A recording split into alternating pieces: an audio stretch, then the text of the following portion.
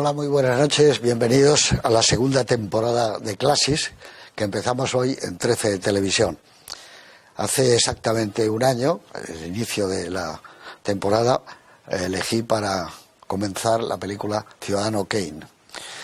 Había sido durante 50 años elegida mejor película de la historia del cine por la famosa revista Sight and Sound, que es el British Film Institute.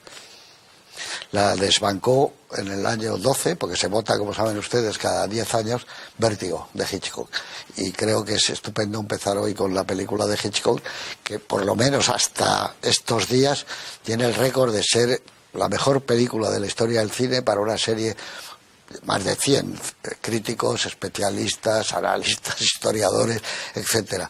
Ver hoy la película de Hitchcock es distinto de cuando se estrenó, porque la categoría que ha alcanzado Hitchcock, fundamentalmente gracias, yo diría, a Truffaut, que cuando escribió su libro El cine según Hitchcock, bueno, no solo a Truffaut, también a mucha parte de la Nouvelle Vague que descubrieron en él, no el cineasta del suspense, ni el que hacía thrillers, que te mantenía más o menos sentado al pie del asiento, sino descubrieron un creador enorme, un creador de unas posibilidades narrativas fantásticas. Esta está considerada la mejor película. Hay otros que piensan que no, que es Encadenados o Extraños en un tren o Con la muerte en los talones. Es muy difícil. A mí sí me parece, porque mi amigo Pedro Cuartango muchas veces comenta, y con mucha razón, que cada vez que ves la película descubres cosas nuevas. Es una película misteriosa, fantasmagórica, es una película surrealista, es una película que está centrada en una ciudad que ha salido muchas veces en el cine, como es San Francisco, pero esta vez San Francisco es una ciudad como oriental, asiática, está más cerca de Shanghái que de la ciudad norteamericana que conocemos. Es una película donde la broma de Hitchcock llega hasta el final. Como verán ustedes, el mal triunfa sobre el bien. Es una película sobre el amor y el descubrimiento del amor, sobre el enamoramiento. Es algo increíble. Y luego, para los directores, es una película capital, esencial, yo diría, porque más allá de la trama, del argumento, de la filmación, hay instantes que solo son, como diría yo, puro cine. Es ver al volante a James Stewart conduciendo por las calles, detenerse ante una floristería. Los elementos también arquitectónicos son increíbles, pero bueno, para eso estamos y para tratar de echarle una mirada más a una de las obras imperecederas de la historia del cine, de un autor que hoy tiene el tamaño que pueda tener Van Gogh o Hopper o cualquier otro, un arquitecto como Frank Gehry, etcétera. Así que, igual que hace un año, Eduardo Torres Dulce. Muy buenas noches. Hola, José Luis, buenas noches. No te voy a preguntar por Ciudadano Kane, te voy a preguntar por Vértigo en esta nueva temporada. Pues me he hecho un listado de, simplemente mientras hablabas tú, Sí. haciendo la estupenda presentación que has hecho de esta película capital, una serie de palabras, ¿no?, que me han salido sobre la marcha, ¿no? Y son seducción, fascinación, narración, ficción, cine, manipulación, belleza, abstracción, espacio y tiempo, amor y decepción, Tristán y Isolda, Pigmalión y, en definitiva, no sé si la palabra existe o no existe, o nuestro amigo Rodrigo Cortés la saca en verbolaria, ¿no? Insondabilidad. Cuenta Eugenio Trías en ese libro, no voy a decir capital, pero que demuestra que probablemente no haya ninguna película en la historia del cine que haya concitado tal número de páginas tan variadas de filósofos, escritores, guionistas, directores, cinéfilos, espectadores en general como Vértigo, ¿no? Y cuenta Eugenio Trías la enorme decepción que le produjo, no vamos a hacer un spoiler como se dice ahora, la revelación de algo capital en mitad de la película cuando la vio por primera vez. Pero que la segunda, la tercera y la cuarta vez ya lo encontraba absolutamente natural, ¿no? Tuvo que luchar mucho Hitchcock para hacer esa revelación. Y es verdad, con frecuencia los cinéfilos decimos que cada vez que vemos la película, pues que descubrimos nuevas cosas, que se descubren, y es verdad en general, ¿no? Pero en el caso de Vértigo he empleado la palabra insondable, y es cierto, es que una y otra vez te atrapa la seducción de la narración, te atrapa la belleza de la imagen, te atrapa la partitura de Bernard Herrmann, te atrapa ese personaje tan fragmentado, tan roto, desde arriba abajo, desde que empieza hasta que acaba la película, que es James Stewart, te atrapa la belleza de Kim Novak y te atrapa la enorme complejidad de la trama. Es decir, creo que es de esas situaciones en las que la capacidad de manipular, en el mejor sentido de la expresión, de dominar el punto de vista que tiene, como quería Henry James para sus novelas, Hitchcock, llega hasta su máxima expresión. Es difícil para los que nos gusta Hitchcock escoger entre Con la muerte de los talones, Encadenados, Psicosis, Los pájaros, que a mí me gusta mucho, sí, claro. Y podríamos seguir ad infinitum, Rebeca ad infinitum, ¿no? Es difícil, ¿no? Pero yo reconozco que estoy en la etapa vértigo, sin ningún género de dudas, ¿no? Y que cada vez que, como ahora me has dado la opción, la posibilidad de venir a hablar de vértigo, seguro con los amigos que estamos aquí contigo, vuelves a descubrir, a escuchar cosas sin ningún género de dudas, ¿no? Es una película extraordinaria, absolutamente extraordinaria. Y no me extraña que nadie la comprendiera cuando se estrenó.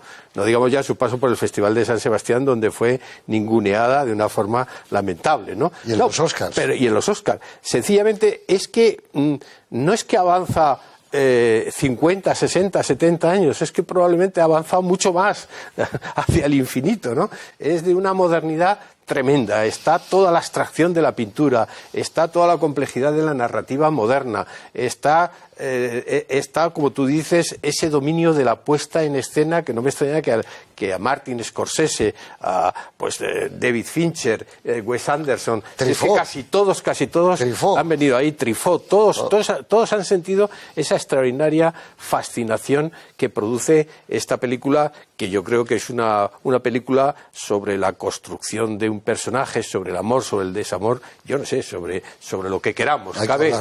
Yo creo que cabe toda la vida. Bueno, Pedro Cuartango, muy buenas noches. Bueno, buenas noches. Tú, como Eduardo, y en una lista que he leído yo, elegís entre las 15 mejores películas de la historia del cine Vértigo. Los dos habéis elegido Vértigo. Sin duda, es un poco un tópico porque en casi todas las encuestas hechas por revistas cinematográficas aparece la primera, la segunda o entre las 5 primeras. Es una obra maestra. Como tú decías, es una película que cada vez que la ves descubres matices nuevos. Es una película cargada de simbolismo. Alguien dijo que era el cine hecho psicoanálisis, y es verdad, porque lo que Hitchcock nos cuenta es la historia de un trauma, la historia de una obsesión, la obsesión que tiene el protagonista por una mujer que... Bueno, no voy a aportar ninguna clave, no voy a hacer spoiler. Lo sorprendente es que, siendo una película de suspense, la clave de la trama queda revelada hacia la mitad de la película, y eso efectivamente causa perplejidad, pero luego hablaremos por qué.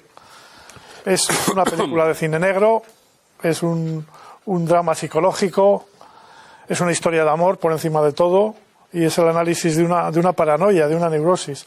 Es una película que tiene muchos ingredientes. La película, como el espectador va a ver, está cargada de simbolismo, por ejemplo, de alusiones sexuales. Claramente. Tampoco lo hablaremos más en concreto, pero hay muchas alusiones sexuales que son bastante patentes. Como Eduardo ha dicho, la película no hubiera sido lo mismo sin James Stewart, que yo creo que está realmente el mejor papel de su carrera. También está muy bien Kim Novak, que no era la actriz elegida, que era Vera Miles, pero que no lo pudo hacer porque ella tuvo unos problemas y además creo que no le gustaba el guión. Tuvimos suerte los cinefilos. Efectivamente. Kim Novak está espléndida. Y también otro elemento que quiero resaltar es el de la música de Bernard Herrmann, que es magnífica, que contribuye mucho a crear ese clima inquietante de la película, una película en la que Hitchcock muestra la fascinación por San Francisco, que también es otra de las protagonistas de esta película, la ciudad de San Francisco, que Hitchcock visitó en 1951 y se obsesionó por hacer una película con la ciudad. En fin, hay muchísimos elementos. Es una película de una extraordinaria riqueza. Será muy interesante el debate porque realmente podríamos estar aquí hablando toda la noche de esta película porque es una película inagotable. Es un auténtico lujo. Es una obra maestra que los espectadores que no lo hayan visto realmente van a disfrutar. Pues vamos a intentarlo, si no toda la noche, casi toda. Fernando Rodríguez Laferte, muy buenas. Buenas noches. También he leído en varias listas tuyas que pones Vértigo entre las películas de tu vida, las mejores. Sí. Bueno, yo voy a seguir un poco la línea tuya de Eduardo y de Pedro. Es un cuento de fantasmas. Y hay una escena en la que invitamos a los espectadores que se fijen, porque parece que hay un fantasma. Es un cuento de fantasmas que se convierte de repente en un thriller y que, sobre todo, tú ya lo apuntabas, con los seguimientos de James Stewart, que son unas escenas extraordinarias y que culminan en una historia de amor. O sea, todo eso metido en una misma película. Y la música, como señalabais, es una música formidable porque tiene parte de enigma y parte de romanticismo, y eso es complicado también en una banda sonora. Citabais lo de San Francisco, y es verdad porque en un momento dado recordaba a la hija de Hitchcock que San Francisco le fascinaba porque consideraba que era el París americano, el París de Estados Unidos, por la cuestión sobre todo del cosmopolitismo, ¿no? De una ciudad que era muy cercana a casi una ciudad europea. Lo cierto, para ver la película, es que todo como en Hitchcock es un engaño a los ojos, constantemente, en el sentido de que lo que se está hablando es una cuestión de identidades, como la propia ciudad, lo veremos, pero hay dos momentos en los que se habla de la vieja ciudad de San Francisco, como algo que se ha perdido, que tiene que ver con la escena que vamos a ver de los secuoyas, muy importante, aunque parece que está metida. Decía Hitchcock, y es verdad que el cine son los ojos de un director, te voy a decir a ti, es la mirada del director la que encuadra, ¿no? Decía que los ojos era casi mejor, decía que era el ojo del director, el ojo de la cámara es el ojo del director, ¿no? Y efectivamente hay una mirada, ya lo has adelantado, una mirada muy perturbadora de la condición humana, bastante perturbadora, en el sentido de que muestra lo que va en contra un poco de estos tiempos, que la condición humana es de una enorme complejidad psicológica, tremenda complejidad psicológica. En estos tiempos romos y un poco tontos que estamos viviendo, esto es complicado, yo lo entiendo, ¿no? Algo cinematográficamente muy fascinante, con truco, es que nosotros vemos lo que Scotty, James Stewart, está viendo a lo largo de la película hasta un momento. Hasta un momento en que rompe otra vez. Rompe incluso la narración, ya no la historia, sino la forma de contarlo. Esto es muy complicado para un director, ¿eh? Y al mismo tiempo tiene la complejidad de los clásicos. Decía, lo habéis citado, Borges decía en el fondo que un clásico es algo que las generaciones deciden que es un clásico. Pero quizás mejor el Italo Calvino, que dice que un clásico es una obra que no termina nunca de decir todo lo que contiene, ¿no? Porque es verdad que cada generación va mirando. Y en ese sentido, yo, permitirme la arrogancia, pero yo sí podría comparar en el cine a Hitchcock con Shakespeare por una cuestión, sobre todo. Más allá de la cuestión de la complejidad psicológica, sino porque la gran diferencia entre Shakespeare y Cervantes, en cuanto al éxito inmediato, es que Shakespeare hace teatro. Y en el teatro la gente oía los textos, oía las intervenciones. Y Cervantes escribía y había muy poca gente que sabía leer en aquel momento. El reto de Shakespeare, que es el reto de Hitchcock con el cine, es que tienes que hacer algo complejo pero que entienda todo el mundo, que cada uno se pueda ver, y esos son los personajes. Y ahí está Scotty, y yo creo que, vamos, como habéis dicho, vamos a disfrutar de un y, oye, y destacar el color y la presencia tremenda de Edward Hopper en los colores, en los hoteles, sobre todo en los dos hoteles que aparecen, y ya lo dejamos para los espectadores. Bueno, ten en cuenta que el sistema de VistaVision, que es un sistema maravilloso, pero que la gran mayoría de las intérpretes, sobre todo las mujeres, no les gustaba porque era muy difícil para el maquillaje quitar alguna arruga, porque era de una perfección absoluta, pero le da ese aire mágico que tiene la película, ¿no? Y has citado en el año 78, con mi querido inolvidado José María González Sinte, hicimos el tour Vértigo, que ya empezaba a existir, y es pasar por todos los lugares, la floristería Podesta, el Muir Woods, donde están las secuoyas, el Hotel McKinley, todo lo que se filmaba, ¿no? El museo, que es una maravilla, y claro, han pasado los años y otro misterio es por qué cuando un chaval como éramos nosotros ve esa película te impacta, dices, cuando no has descubierto nada de lo que ahora crees que sabes, pero había una fascinación, eso es el arte. Y entonces las casas, aquí tengo un libro, las casas, aquí los edificios, es increíble, es el dominio del espacio que tenía Sir Alfred, ¿no? Y entonces han pasado los años, han venido generaciones, y esta película es del 58, antes de la Nouvelle Vague, y es como otro camino que abre el cine moderno. Para aquí van a entrar todos, y todos los que van a hacer la Nouvelle Vague van a descubrir una manera muy sencilla, dentro de lo endiablado que es a veces el pensamiento de Hitchcock. La música es de una inspiración absoluta wagneriana. Yo siempre he soñado que sería muy bonito ver en Tristán y Isolde y poner la música de Bernard Herrmann. Sobre todo es una música circular, como es la música de Wagner, y creo que a Wagner le hubiera gustado, le hubiera entusiasmado esta película de Hitchcock. Con todos ustedes y más preámbulo, una película de 1958, Vértigo, casi hoy considerada la catedral de Chartres del cine. Con todos ustedes, Vértigo.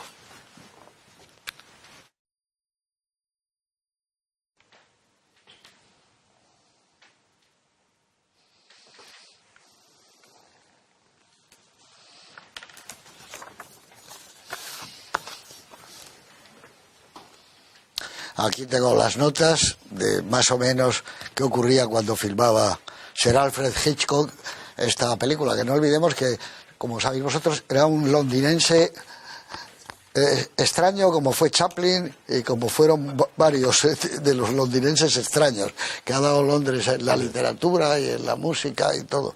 Pues el año 58 fue muy destacable que una expedición neozelandesa, bajo la dirección de Sir Edmund Hillary, alcanzó tras una marcha de 82 días el Polo Sur. Y fue Hillary, que ya había estado antes. Claro, y un satélite artificial, Sputnik, el Sputnik 1, se desintegra en la atmósfera. Carmen Martín Gaite obtiene el premio Nadal con su novela Entre visillos. Estupenda, ¿eh? Sí. Se estrena Los Jueves Milagros, de nuestro querido y admirado Berlanga, ¿no?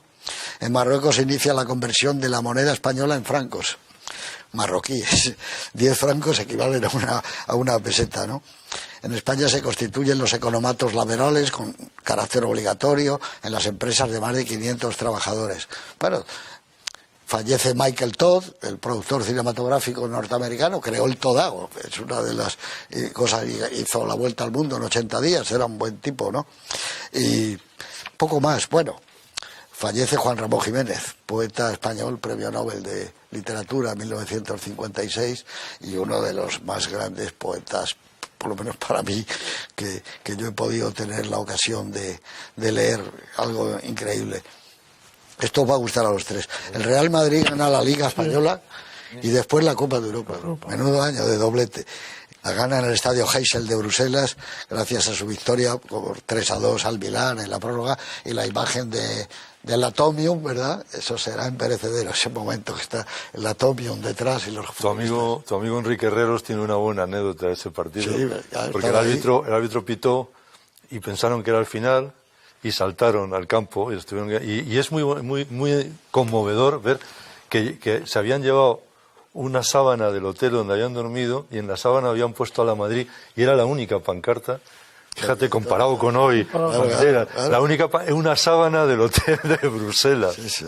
Luego también en Estocolmo, ese mismo año, Brasil gana el Mundial, 5-2 a Suecia, y se proclama, claro, es el nacimiento de Pelé, etcétera, ¿no? De la mitología. Se publica una novela, Gabriela, Clavo y Canela, de Jorge Amado, que es estupenda, pero que está un poco perdida en el tiempo. Y haciendo referencia a lo que decía ahora Eduardo, y es tremendo para terminar con ello, se inaugura el 6º Festival Internacional de Cine de San Sebastián y la película que lo gana es Eva quiere dormir, La Concha de Oro, y en esa película participa a competición Vértigo.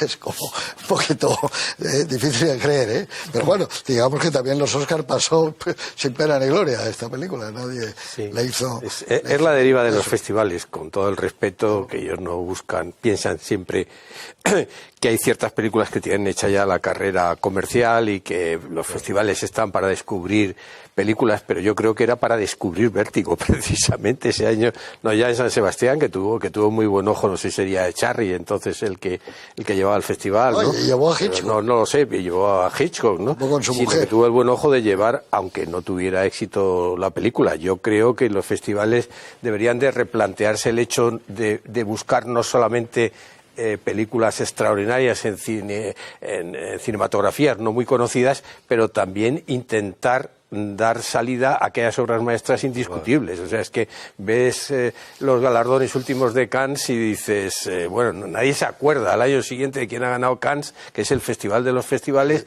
y ha habido 2 o 3 películas que habrían merecido estar en Cannes, pero bueno, esa es otra historia. Primera modernidad de la película.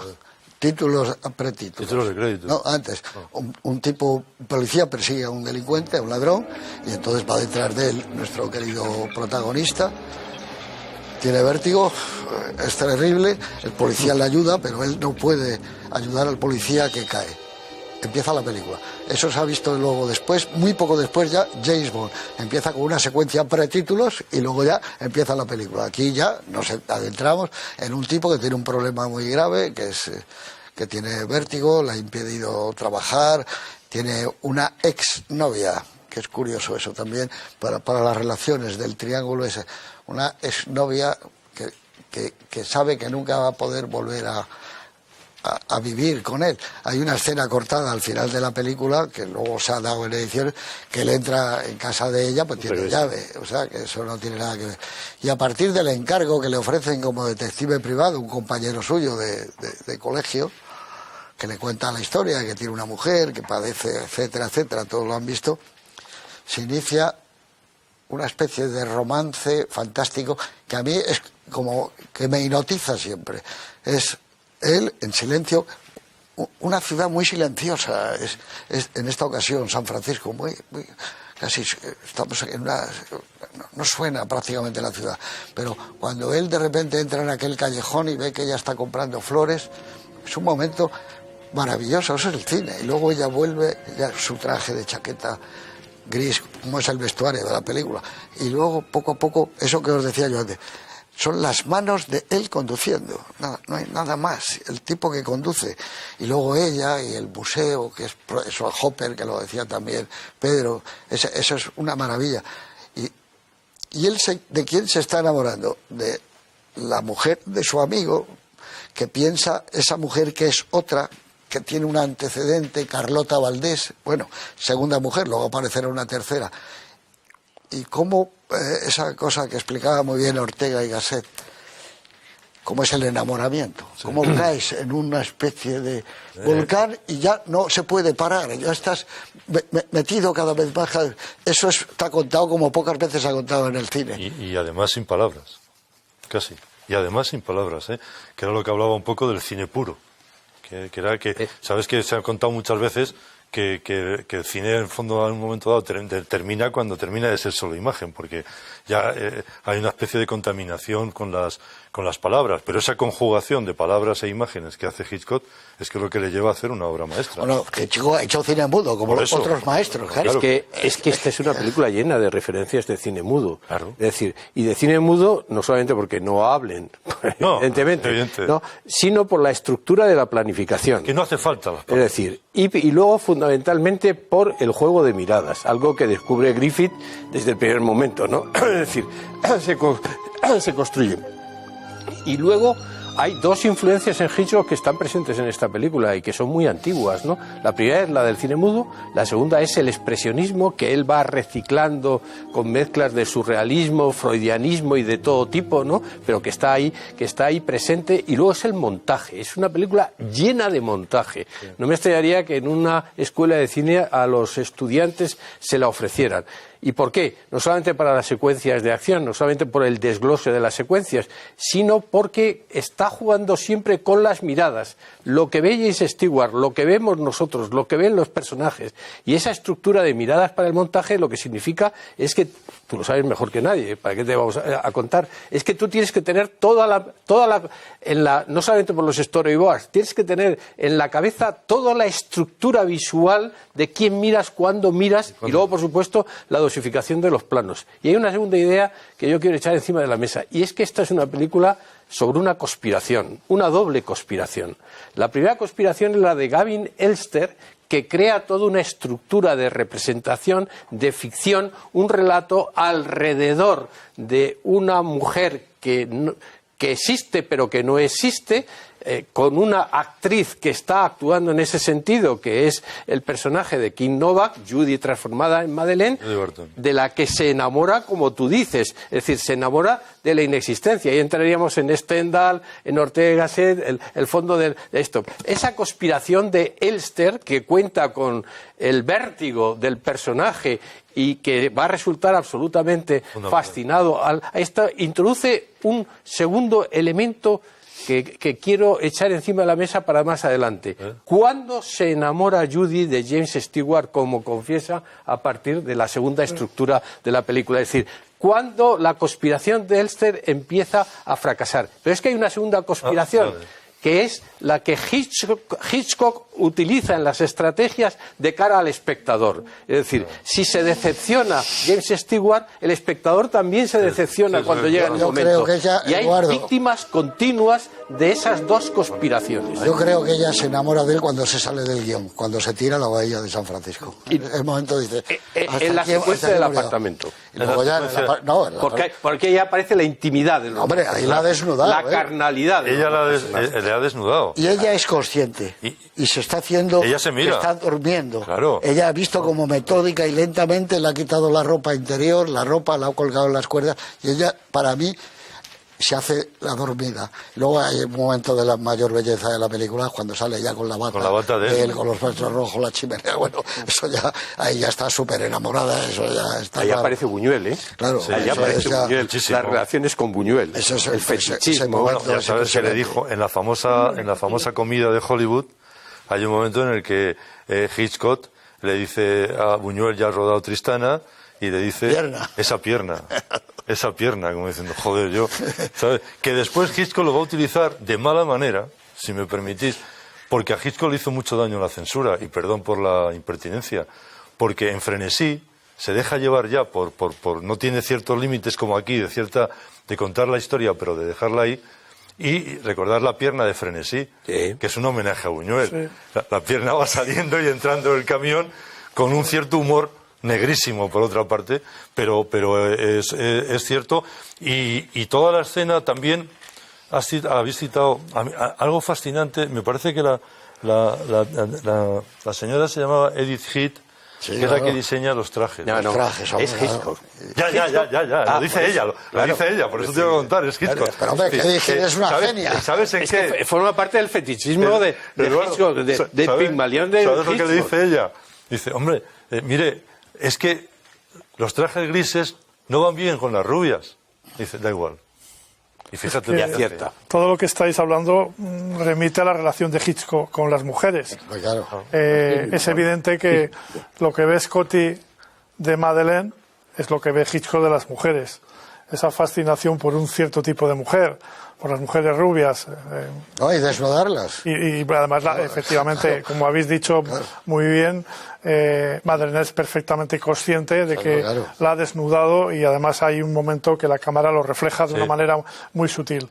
Pero Madeleine es Grace Kelly, es Tippi Hedren, es Ingrid Bergman, es Joan Fontaine, es Madeleine Carroll, que es la primera rubia buena. Es Eva Marie Saint, o sea, es todas las actrices rubias. Que tiene mucho que ver lo de Eva Marie Saint, las escenas en el compartimento con Cary Grant, con el erotismo que flota en esta película. Lo mismo. Continuamente. La película está cargada de erotismo en todas las escenas. Y luego, claro, hay un elemento también que es muy explícito, que es la necrofilia. Claro.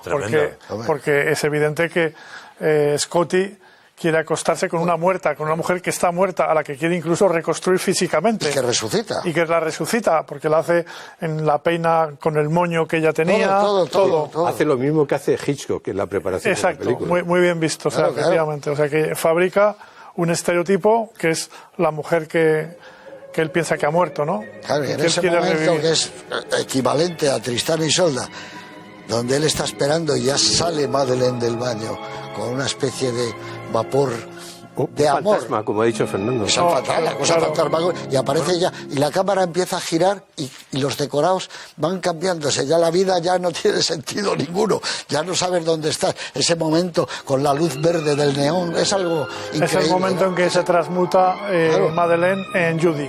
Ese es el momento que, como tú has observado al principio, aparece como un halo. Que Judy se hace Madeleine. Judy se hace Madeleine. Claro, ahí, porque Judy es lo que él quiere. Él está enamorado de padre. Ese es el aspecto Pigmalión que tiene efectivamente, la película. Para él, Madeleine se hace Judy y Judy se hace también Madeleine. O sea que hay una inversión de los Pero papeles. hay una cosa muy curiosa. Vosotros, ahora que la acabamos de ver, yo siempre he pensado que no es casual que se encuentren, es ella la que va a su encuentro, porque parece casual y de repente él ve una chica que se parece cuando coinciden, que está con sus amigas. No, es ella. En la tienda de flores. Ella provoca al verle, porque ella está enamorada de ese tipo. Es que eso sí, efectivamente, eso tiene sentido porque es inverosímil, ¿no? Claro. En el fondo la película está cargada de contradicciones y de cosas que son inverosímiles. Ella va en busca de él, pues se ha enamorado. Por ejemplo, cuando Gavin Elster planea el asesinato, ¿cómo sabe que Scotty no va a subir a la torre? Sí, de acuerdo, tiene vértigo, pero ¿cómo sabe que no va a subir? Entonces, hay algunas cosas que están cogidas por los pelos. Por ejemplo, el encuentro entre Judy y Scotty, pues hombre, en la calle con sus amigas. San Francisco, en una ciudad como San Francisco. Hay una posibilidad, creo, entre mil. Pero es que yo creo que es ella la que se ha enamorado de él y dice, yo no puedo dejarle. Yo no lo veo tan claro.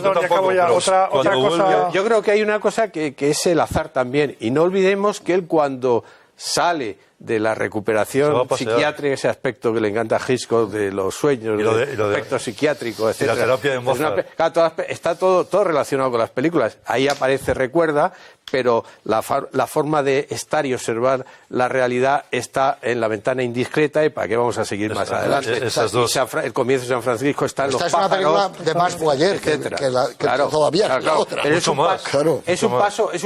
un paso mayor. Pero recordar que cuando sale, él hace el tour de San Francisco, hace el tour de Madeleine. Claro. Es decir, está tan enganchado con la obsesión de ese personaje que ha desaparecido en su vida, que sigue visitando un mundo ya vacío, que ya no existe. En busca de ella, ¿no? Porque si os acordáis, tiene tres momentos. Él está deseando que ella aparezca en su como vida. Fantasma, en el fondo, ¿no? Como fantasma. Y hay tres momentos en los que... Por eso le decepciona la vulgaridad, que ahí está muy bien. Es decir, Miles nunca podría haber sido vulgar, mientras que King Novak tiene la capacidad de ser fascinante, pero también vulgar. Sin que nadie se ofenda, efectivamente. Muy vulgar. A nadie, y está los tres momentos en los que él se va equivocando.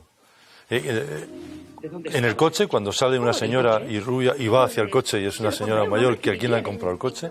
En Ernest, que también en el restaurante, y en el cuadro, que hay una chica sentada.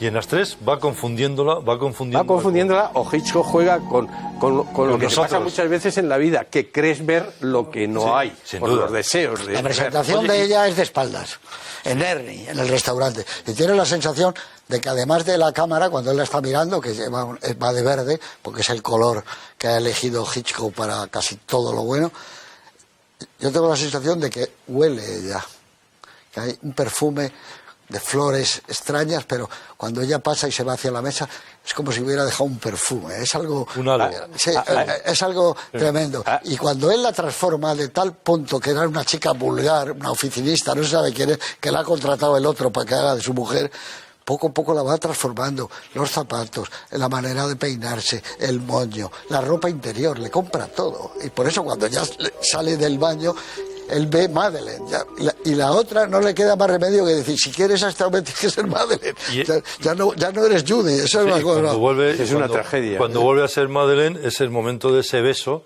que parece el beso de Encadenados, porque hace 360 grados. Eso, sí. No, claro, ese es el momento. Ese es el momento Pero los decorados de fondo van desapareciendo y van cambiando, desapareciendo. como si fuera un tío vivo, y va cambiando, y vas viendo la vieja misión, vas uniendo al tiempo, ya no sabes si él está, cuando mira, dice, ¿a quién beso? ¿A Carlota Valdés? ¿A Madeleine?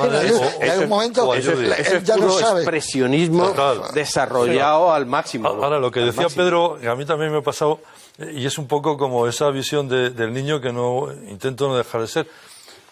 ¿Cómo sale él colgado? Claro. Pues yo me quedo preocupado. Siempre. No, me imagino que llegaría la policía, sacaría... Pero te deja la escena un poco como diciendo... Es como a unos personajes de Polaster, ¿sabes? Que tienes pena por ellos porque los deja por ahí y no vuelves a saber. Y nosotros no sabemos cómo le han sacado. Eso ya sé que es... Bueno, él va bajando muy poquito a poco, agarrado, monta varios planos de él bajando muy agarrado al lo habrán sacado de alguna manera. Es que ahí aparece otro de los temas hitchcockianos, aquí bastante más matizado que en otras películas, que es la idea cristiana de la culpabilidad moral. Eso es. Él es culpable de la muerte de su compañero el policía y se considera culpable de la muerte. Y luego la tragedia moral de la película es que él provoca la muerte para destruirla, de la Madeleine, que probablemente porque inconscientemente diría el doctor Freud, sabe que nunca la va a volver a poseer, que tiene otra carnalidad distinta. Entonces, esa graduación de culpa moral y finalmente ejecución de otro asesinato, en definitiva, ¿no? Porque acaba provocando, por lo menos provocando una situación que le lleva a ella, por las razones que sea, a probablemente porque aparecen, otro dato, esas monjas que aparecen en la oscuridad y ella que aparece, se asusta, ¿no? Porque parece que aparece algo imprevisto, ¿no? Porque además aparece en negro y no se ve nada más que la silueta, ¿no? Sí. Pero es una película que es la auténtica película del crimen perfecto de Hitchcock, porque al final gana el malo.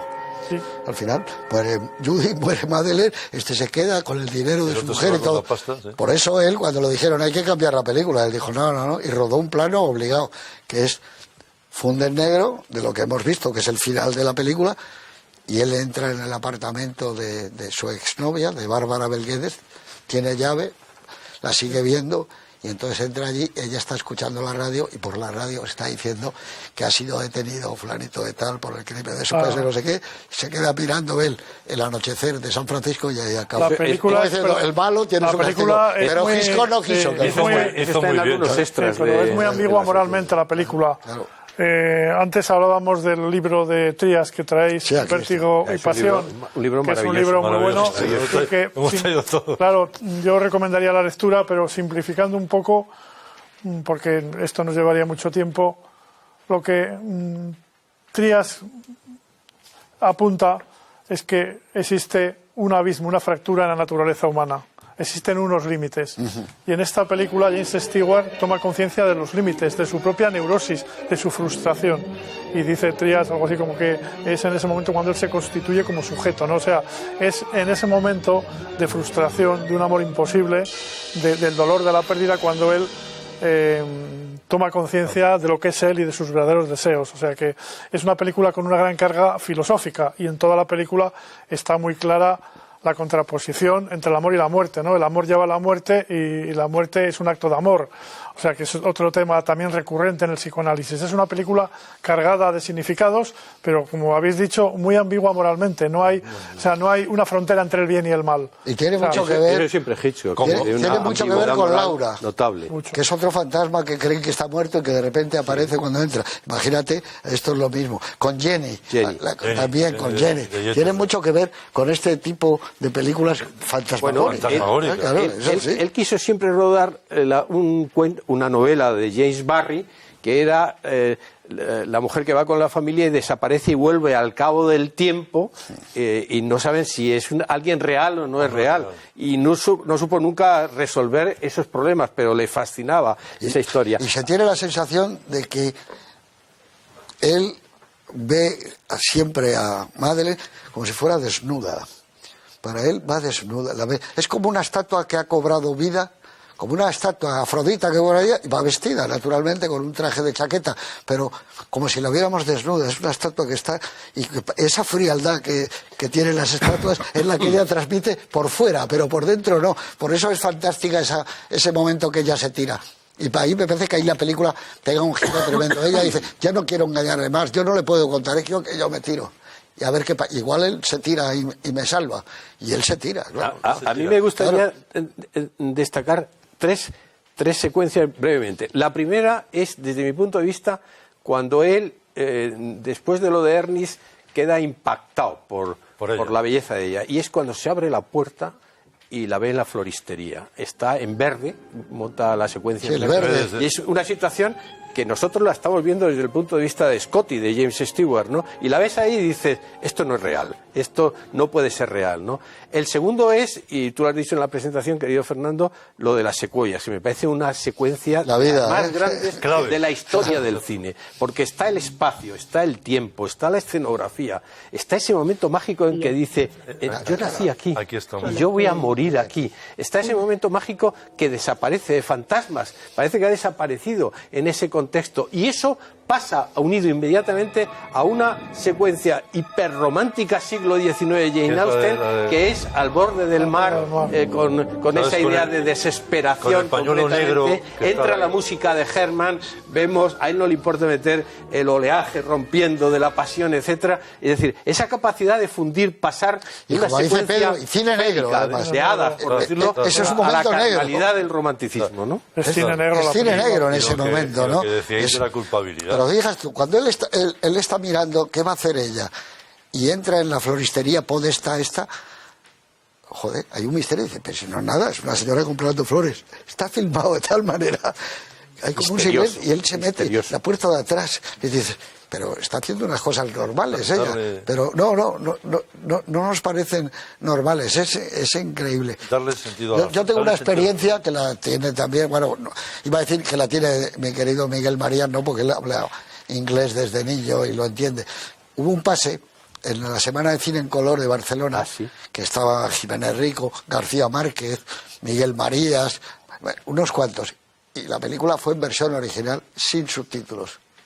Y yo me metí en la película en solo ver cómo estaba hecha esa película. Ya la había visto y sabía que... Pero es hipnótica. Porque hay momentos en que no pasa nada más que es uno detrás de otra, detrás de otra, o en el coche, o en el museo. La entiendes perfectamente. ¿No? Y te quedas asombrado por lo que decís vosotros del cine mudo, el homenaje enorme que hace al silencio. ¿Sabes qué pasa eso? Y entonces la sigues y dices, joder, qué belleza. Es como ver cuadros en continuidad. Es que es Hopper puro, tú lo has dicho. Sí, pero si hay escenas, por ejemplo, en el Hotel Empire, cuando aparecen las ventanas, es una escena de Hooper. Cuando aparece el Golden Gate y la saca en los brazos, cuando va al otro hotel y el Mackenzie en ese hotel, es decir, las escenas del hotel en el interior, cuando ella sale del baño, o sea, todo eso es Hopper puro. Es que la película es una sucesión de cuadros de Hopper y como tú has dicho, con una cargada influencia del expresionismo alemán. Pero fíjate, yo estoy de acuerdo contigo, pero también aparece ahí un concepto que yo creo que en Hitchcock va a progresar a lo largo del tiempo, y es la abstracción. Es decir, los títulos de Saul Bass van más hacia un arte más moderno, más de abstracción. Y hay un plano que me fascina, y es cuando, después de la muerte de Madeleine Elster, de la mujer real que cae, vemos un plano general que parece dibujado. Es decir, hay un sacerdote que sube por una escalera al cadáver y vemos muy pequeñito en la parte de la derecha con la torre inclinada saliendo a James Stewart. Dice, lo ves así y dices, Dios mío, Chirico. Es decir, todos estos artistas capaces de dar que están en el escalón casi inmediato de la abstracción, porque ¿no? otro de Chirico que hay extraordinario es cuando salen del museo, que no hay nadie. Claro. Es un cuadro de Chirico, pero clavado, oye. Y la toma que tú dices la repiten con la muerte en los talones cuando las Naciones Unidas. Sí, señor. Es el mismo, prácticamente, ¿no? Y el recorrido final, con los árboles a un lado y a otro, el cielo, la carretera, eso es algo tremendo. Y lo repite la primera vez que van, y la segunda vez Pero distinto. repite pero distinto. Claro, claro. Claro, como tú dices, la influencia de la Nouvelle Vague es que Claro. se deberían de quedarse fascinados, porque Claro. muchas cosas estas las ves Godard, en Romer, en Godard, en Terror Truffaut. loco. En Truffaut. Claro. La mujer de al lado Claro. es casi la culminación, es igual, es recuperar un amor que has tenido, bueno, que en realidad era el que él había sentido por Catherine Deneuve, que nunca lo superó, ¿no? Yo creo que es que la influencia ha sido enorme. Cuando llega Truffaut, que no hablaba una palabra de inglés, con su Helen Scott, que era y le dice a Hitchcock que quiere hacer un libro sobre usted, Hitchcock dice, ¿y este? ¿Esto a qué viene? Pero ¿y este? Este marciano. Y de repente Hitchcock se da cuenta que Truffaut es un tipo muy inteligente, muy brillante, y dice, pues igual ha llegado el momento de contar yo lo que he pasado del cine, que no soy el maestro del suspense, soy otras cosas. Y entonces, a partir de ahí, ese libro marca el inicio de una cinefilia, de una bibliografía cinematográfica y de ver a los directores de otra manera. Eso lo hacen ellos. Eso es un libro histórico del siglo XX. En Nouvelle Vague, en el fondo, la divisa era el director es la estrella. Claro, Hasta un film de... Un film de... La autoría. Y en Hollywood, si había un autor, era Hitchcock. Pero era directed by Alfred Hitchcock, no un film de Hitchcock. Claro. Pero él se da cuenta que de repente dice, a ver si en Europa, joder, resulta que están, pues, me voy a abrir ante este tipo. Y se abre ante él. Claro, y el cachondo, en los títulos de crédito al final, aparece un ojo y del ojo sale Alfred Hitchcock. O sea, diciendo, yo soy Dios, Sí. yo estoy haciéndolo. Es muy sorprendente. Es muy importante lo de la culpabilidad en Hitchcock. Sí. Es importantísimo. ¿Sabes qué le viene? Contaba él, en el fondo, de niño, Sí. ¿sabes? De cuando el padre le lleva a la estación de policía, que era, con una crueldad muy británica, con una maletita donde le han metido el dentífrico, un calzoncillo y tal. El sargento está en esa especie de mesa alta y el padre dijo, traigo aquí a Alfred porque se está portando mal y es un niño malo y tal. Y le dejan 5 minutos, pero fueron suficientes. para toda la vida. Él lo dice, 5 que minutos. ha sido... Eso le marcó toda su vida, ¿no? Y le condicionó mucho. Cada vez que veía a un policía, Exacto. Se sobresaltaba.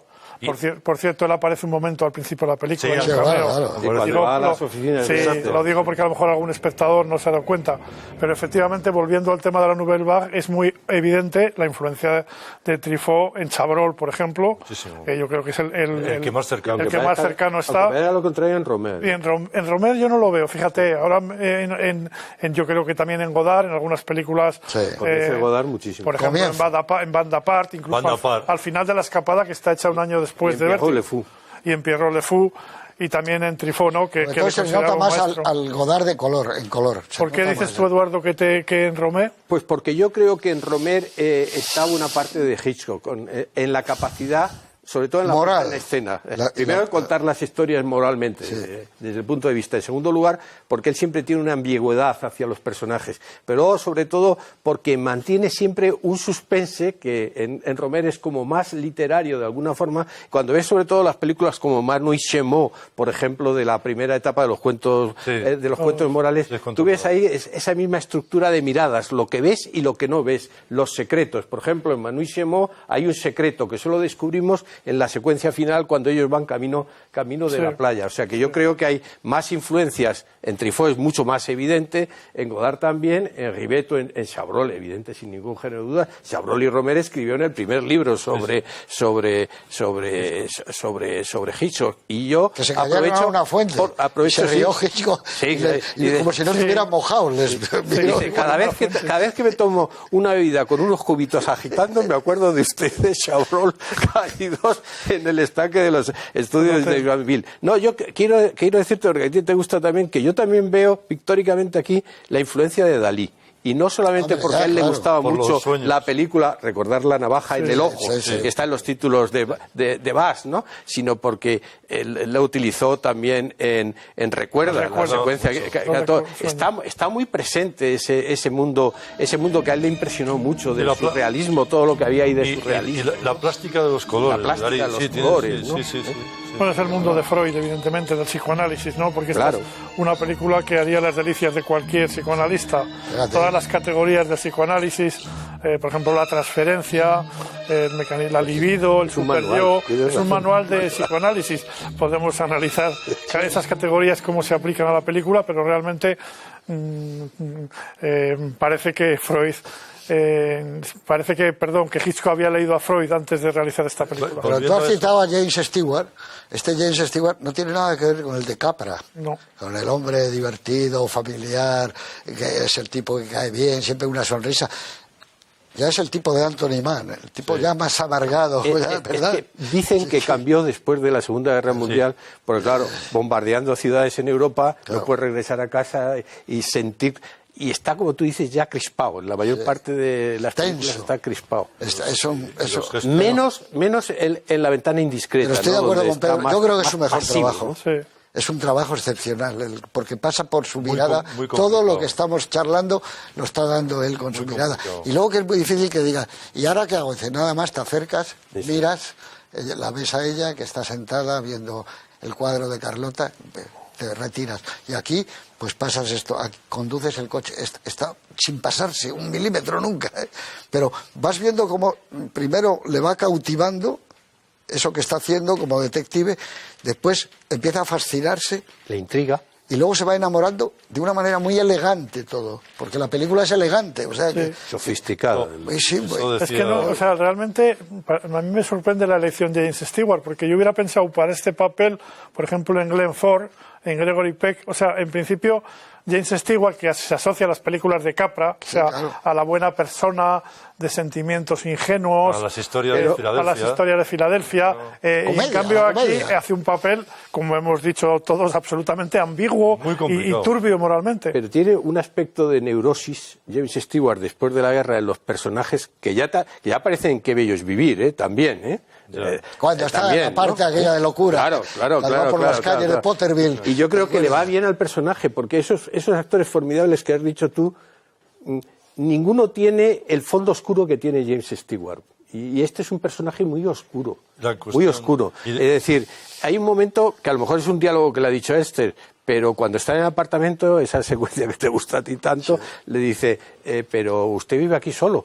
Dice, sí, es una forma, me gusta vivir solo. Dice, nadie debería vivir solo. Sí, él vive solo. Nunca sabes si Esther le ha dado los diálogos o ella pone con respecto a los diálogos. Pero ya está hablando de esa enorme soledad que tiene él, ¿no? Él ha vivido una historia de amor, la ha vivido, ya es pasado, vive solo, ella vive sola, también su pareja que han tenido, y como dice ella, nadie debería vivir solo. Bueno, te voy a hacer una pregunta muy complicada, y es que elijas, pero claro, no me digas 3 o 4, porque si no vamos a estar... Te voy a decir una porque yo la tengo clara. El plano que más te gusta de este señor Hitchcock, que además de ser un cineasta prodigioso, sus casas, con la muerte en los salones, sus edificios, es algo, está como Mies van der Rohe, es algo del Frank Lloyd Wright, está en esa línea de... Como Fritz Lang, ¿no? Pero y en vestuario, que decías tú, Edith Head, y en los peinados de las mujeres, y en las mujeres de Hitchcock han cambiado el mundo,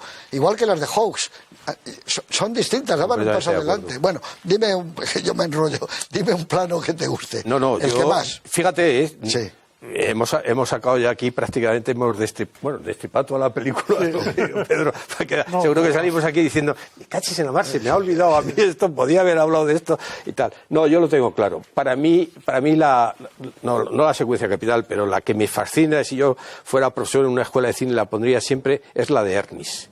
Es decir, es de una belleza, de una complejidad y de una emocionalidad de la mezcla de los vestidos, los colores, el dominio que tiene del espacio, la utilización de esa cámara móvil que aprendió con Murnau, que es otra de las grandes, etcétera. Cómo vemos, él está en la barra, de espaldas. Eso es muy importante. Obliga a mirar. Como nosotros, estamos esperando. Exacto. Y nosotros le estamos mirando a él, es decir, que ahí la complejidad es tan grande que hay la mirada del espectador, la mirada de Scotty y la mirada de Judy Madeleine cuando sale. Y de todo eso es el movimiento de cámara cuando ella abandona, se acerca a la barra, y ahí Hitchcock tuvo una duda que cuentan los que han destripado la película, esencial. dudó hasta el último momento si introducir, y lo rodó, un plano de ella mirando allí en Sestina, y decidió que no. Pero aún así, ella gira en lo que queda, gira un poquito, y uno lo que piensa es, empieza ahí Judy a sentir curiosidad acerca de alguien que no conoce, pero que lo va a tener que enamorar. Claro. O sea, es extraordinario. Deja lo que te digo yo, un perfume como de frutas del bosque, un perfume maravilloso. Bueno, os voy a decir un plano obvio, ¿no? Cuando ella sale del dormitorio con la bata roja, que evidentemente... De lunares. De esa bata con lunares, ¿no? Ahí queda casi físicamente expresada la atracción que sienten los dos, porque ya en ese momento ya el espectador tiene claro qué va a suceder entre los dos, pero que es una escena de una carnalidad brutal, ¿no? Y como, no sé si ha dicho Eduardo, ¿no? Que realmente es como si la estuviera viendo desnuda, es que la está viendo desnuda, ¿no? O sea, es una de las escenas más sensuales de la historia del cine. Yo traía un trozo de Truffaut, pero ya lo has dicho tú. Pues a ver, las tuyas. No, a mí me habéis dejado, como somos unos amigos... Me habéis dejado la del puente, claro, donde ese momento, sabéis que las escaleras las diseñó Hitchcock. Las escaleras del malecón que baja. Sí, pues está todo había hecho 50 decorados interiores, o sea que a mí porque es el momento del cambio de la película en el fondo, ¿no? Donde ahí y me sorprende, claro, ya buscando la cuestión policíaca, que es evidente que la tía del hotel de McKendrick está compinchada. Claro. Sí. Claro, porque y es un dato que te deja para que tú lo vayas... Pues me habéis dejado el plano mejor a mí, que es la salida de ella del baño. Que somos amigos. Él está esperando, está nervioso, el neón está parpadeando y se abre la puerta del baño y sale ella envuelta en vapor de amor y se acerca a él, y es cuando yo os decía, ¿a quién ves? A Judy, a Madeleine, a Carlota Valdés, ya no sabe en su cabeza, y su cabeza gira y gira todo lo que está alrededor suyo, y ya se hace algo distinto. Esa música wagneriana es como la muerte de Isolda, es como en ese momento. Y hay una cosa que no quería, ahora que la había apuntado, que tuvo una gran influencia en su vida y nunca se habla, Alma Reville, su mujer. Su mujer, colaboradora durante tantos años en los guiones. Yo creo que ella debía aportarle un conocimiento muy grande de la mujer también, sabiendo con quién estaba casada. Porque, claro, ver esta pareja, que ahora veremos este matrimonio, pero ella era una mujer muy, muy inteligente, muy buenos guiones, y creo que tendría que ver mucho también en la concepción de esas mujeres que ante ella... es, al hilo es que dice que cuando salieron de la proyección privada, solamente para Alma Reville, como tú dices, analizaba las películas perfectamente, la analizó. Y le dijo al chofer, iba con Peggy Robertson, la secretaria, y dice, pare usted aquí que voy a hacer unas compras. Se bajó y Hitchcock se derrumbó delante de la Robertson y dice, a Alma no le ha gustado la película. Y la Robertson dijo, pero se ha hecho una... Dice, no, pero ha hecho dos observaciones, es decir, qué tremenda dependencia para que dos o tres observaciones menores en absoluto rompieran la seguridad de Hitchcock con respecto a lo que, como tú dices, debió dolerle muchísimo que la gente no apreciara una película tan compleja y tan personal, ¿no? En la etapa británica en la etapa británica de Hitchcock, cuando hacía películas en Londres, pues ella era co-guionista, todo. Es decir, las películas las hacían a medias. Hitchcock siempre fue muy dependiente de Alma Reville. En el montaje, todo, era como la script, era como su brazo derecho, la persona en la que él confiaba. Y claro, como dice Eduardo, él dijo, pero aquí, él estaba convencido, yo creo que hizo su obra maestra. Pero fíjate tú lo que es el tiempo, la crítica, no se vio. Pero es raro que, por ejemplo, la Academia... ¿cómo no? Está muy adelantada. Es el año 58, el año de Río Bravo, que tampoco la ve nadie, ni en la Academia, ni nadie. Ni Centauros del Desierto, en el caso de esta ni El hombre que mató a Liberty Balance. Se cumple aquello que decía el ensayista mexicano Gabriel Zaik, de los escritores, que dice que hay escritores que escriben una obra para tener 100.000 lectores en un mes. Y hay escritores que escriben una obra para tener 100.000 lectores en 100 años. Qué bueno. Bueno, Vértigo es la que ha tenido 100.000 lectores, los tendrá en 100 años, ¿no? Y no los tuvo en un mes. Sí, bueno, por eso hoy es un clásico. Es un clásico.